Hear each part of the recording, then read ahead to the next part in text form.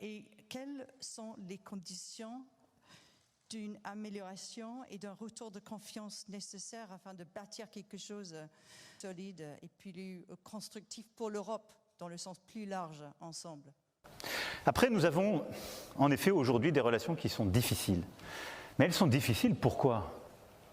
Parce que le gouvernement actuel, jusqu'à présent, et j'espère que les choses vont changer, qu'on peut se réengager de bonne foi dans un agenda de confiance, mais simplement ne fait pas ce qu'il dit. La journée de demain nous dira, aux côtés de la Commission européenne, si ces accords sont bien respectés. Pourquoi ces femmes et ces hommes sont là dans ces conditions terribles? Parce qu'ils ne veulent pas l'asile en France. Nous leur proposons, nous avons créé des centres en dur pour cela, nous amenons des centaines d'entre eux dans ces centres. Nous prenons en charge des dizaines de milliers de repas tout au long de l'année. Mais ce sont des femmes et des hommes qui veulent rejoindre le sol britannique. Parce qu'il n'y a pas de filière légale d'instruction du droit d'asile fait par les Britanniques.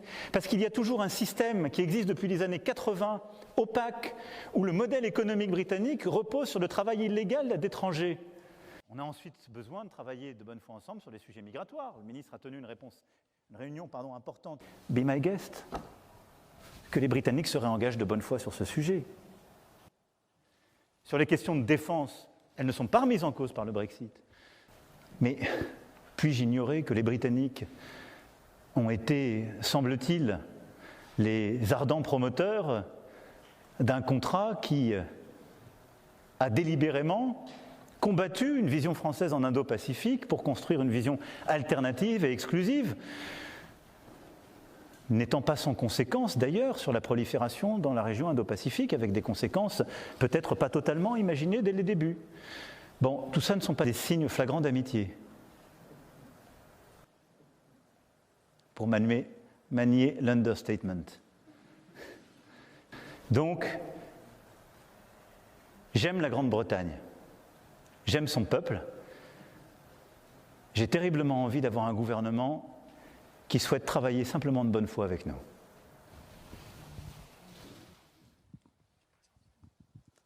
Bonsoir, Monsieur le Président. Marie Chantret pour TF.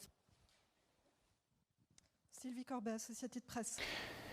Mais il est vrai que cette situation demeure très dure, instable, et que nous sommes dans un conflit qui demeure gelé. Est-ce que les Européens ont la possibilité de changer cela eux seuls? Non.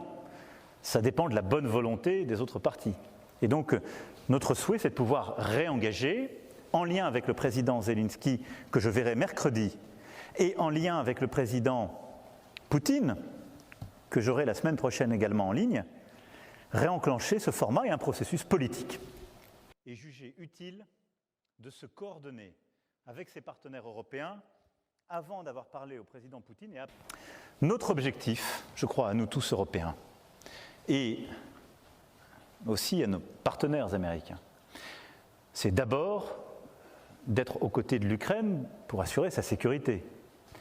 Ensuite, c'est d'assurer une situation pacifiant la région.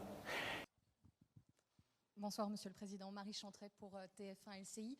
Depuis quelques jours, plusieurs pays ont fait le choix de boycotter diplomatiquement les Jeux Olympiques de Pékin d'hiver.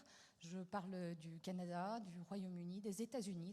La France pourrait-elle faire ce choix prochainement? Merci beaucoup. Mais je pense qu'il ne faut pas politiser ce sujet, surtout quand c'est pour prendre des mesures toutes petites et symboliques. Il faut être clair. Soit on dit on fait un boycott complet, on n'envoie pas d'athlètes, soit on dit on essaie de réengager les choses et d'avoir une action utile. Comme toujours à l'international, je suis plutôt pour faire des choses qui ont un effet utile. C'est avec le CIO, Thomas Barr, et avec le représentant du CIO en Chine, et avec toutes celles et ceux qui l'organisent. C'est comme ça qu'on va travailler. Mais je pense qu'il ne faut pas politiser ce sujet, surtout quand c'est pour prendre des mesures toutes petites et symboliques. D'abord, ne politisons pas l'olympisme. Ensuite, gardons l'exigence qui convient pour que tous les athlètes à travers le monde soient protégés et soient maintenus dans leur indépendance. Soient maintenus et pour que, véritablement, on aide le Comité international olympique à faire ce travail avec la Chine pour